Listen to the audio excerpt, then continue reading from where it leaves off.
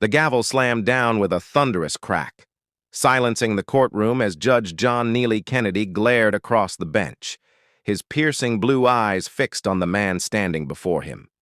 "Mr. Leavitt," he barked, his voice cutting through the tension like a blade. "Remove that cross necklace immediately. This is a court of law, not a place for personal statements." The room held its breath as Samuel Leavitt, a disheveled man in his late 40s with tired eyes and a worn suit, hesitated. His fingers trembled as they brushed the gold cross hanging around his neck, a gift from his late mother, the last tether to a life shattered by loss. The judge's order wasn't just a rule, it felt like a personal assault on the only thing keeping Sam grounded.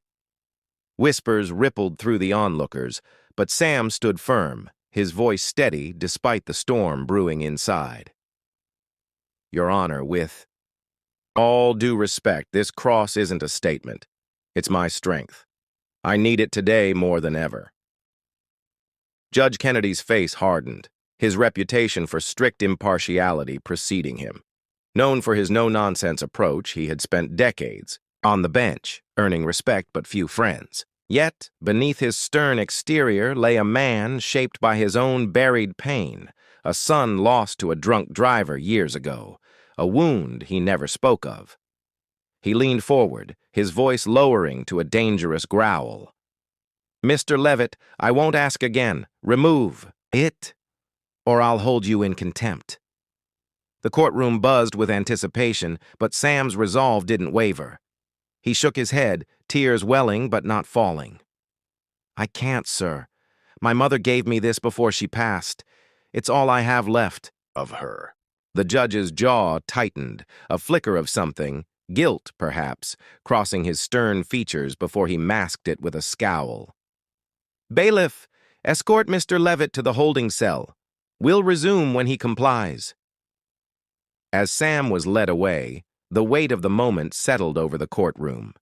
His case was a desperate one, a wrongful termination suit against a corporation that had fired him after a workplace injury left him unable to work. With no savings and a young daughter depending on him, Sam had spent months preparing, teaching himself the law from dusty library books. He wasn't just fighting for his job, he was fighting for his family's survival. The cross wasn't just a symbol. It was a reminder of his mother's belief in him, her whispered words before she died. "You're stronger than you know, Sam." Now, that strength was being tested in the harshest way possible. In the holding cell, Sam sat with his head in his hands, the cold metal bench biting into his skin. Hours passed, and doubt crept in. Was he wrong to stand his ground? Could he afford to lose this case over a necklace? But then he remembered his daughter, Lily, her bright smile fading with each missed meal. He clenched the cross tighter, drawing, resolve from its weight. Meanwhile, back in his chambers, Judge Kennedy paced, the encounter gnawing at him. He pulled out an old photo from his desk drawer, a picture of his son smiling in a baseball uniform. The memory of that loss, the unfairness of it, mirrored Sam's struggle. For the first time in years, Kennedy questioned his own rigidity. Was he letting personal grief turn him into a tyrant? The next morning, the trial resumed. Sam returned, still wearing the cross, his eyes defiant but weary. Kennedy, however, surprised everyone.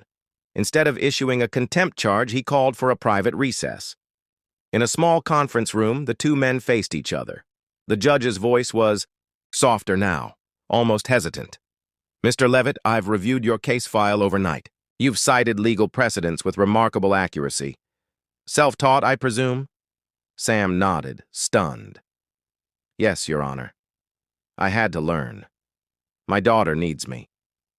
Kennedy studied him, the cross glinting in the dim light. "That necklace, it means something to you. I lost my son years ago.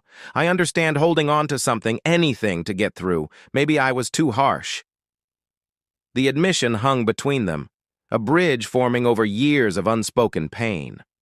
Kennedy proposed a compromise. Sam could keep the cross, but only if he agreed to assist the court as a legal advisor during the trial, leveraging his newfound expertise. Sam hesitated, unsure of his qualifications, but the judge's rare vulnerability and the chance to save his case convinced him. What followed was a grueling week. Sam stumbled at first, his lack of formal training evident, but Kennedy guided him, their dynamic shifting from adversarial to collaborative. Together, they dismantled the corporation's defense, uncovering evidence of systemic negligence. Sam's emotional testimony about his injury and his daughter's needs moved the jury, while his legal insights, honed through sleepless nights, sealed the case. On the final day, the verdict came. Sam won, with a substantial settlement to secure his family's future. As the courtroom erupted in applause, Kennedy approached Sam, extending a hand. "You're a legal genius, Leavitt. Self-taught or not, you've got a gift." Sam shook his hand, the cross still around his neck, now a symbol of triumph. "Thank you, Your Honor. And thank you for understanding." The judge nodded, a rare smile breaking through. Sometimes we all need a reminder of what matters. The story spread, inspiring others, lawyers, judges, everyday people, to look beyond. Rules to the human heart. For Sam, it was a new beginning, a chance to rebuild with Lily. For Kennedy, it was redemption, a step toward healing. As they left the courtroom, the sun broke through the clouds, casting a warm glow over two men bound by struggle and renewed by compassion. The message was clear. Strength lies not just in law or symbols, but in the courage to connect, to grow, and to believe in each other, even in the face of adversity.